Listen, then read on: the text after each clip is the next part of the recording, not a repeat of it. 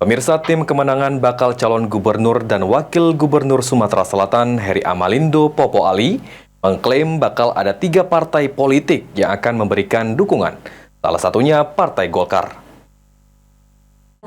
Program sarjana dan magister. Tim bakal pasangan calon gubernur dan wakil gubernur Sumatera Selatan Heri Amalindo Popo Ali mengklaim bakal ada 3 partai yang akan bergabung dalam waktu dekat jelang pendaftaran calon gubernur dan calon wakil gubernur di Pilkada 2024. Muhammad Nopriansyah, Ketua Tim Kemenangan Penjaringan Heri Amalindo Popo Ali, mengatakan ketiga partai tersebut yaitu PDI, PAN, serta Golkar. Muhammad Nopriansyah menyebut pertemuan bakal calon gubernur Sumatera Selatan Heri Amalindo Popo Ali dengan tokoh dan sesepuh Partai Golkar Kahar Muzakir beberapa waktu lalu di Jakarta turut membahas hal tersebut. Sesepuh Partai Golkar dari Sumatera Selatan Kahar Muzakir memberikan dukungan penuh kepada Popo Ali untuk maju sebagai wakil gubernur mendampingi Heri Amalindo. Dukungan ini bukannya tanpa alasan, tapi banyak hal disampaikan. Pertama, bakal calon wakil gubernur Sumatera Selatan Popo Ali adalah kader Partai Golkar dan saat ini masih menjabat sebagai kepala daerah, tentunya memiliki wilayah atau basis massa pemilih yang tidak bisa dianggap remeh oleh pesaingnya.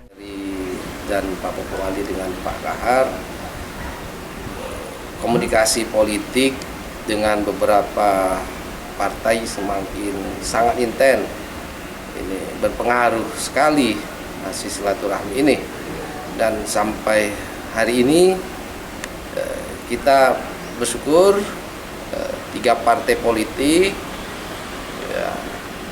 bisa dikatakan lebih dari 90% insya Allah mendukung Pak Heri. Itu Partai PDIP, kemudian Golkar, dan PAN. Aji Delia, PAL TV.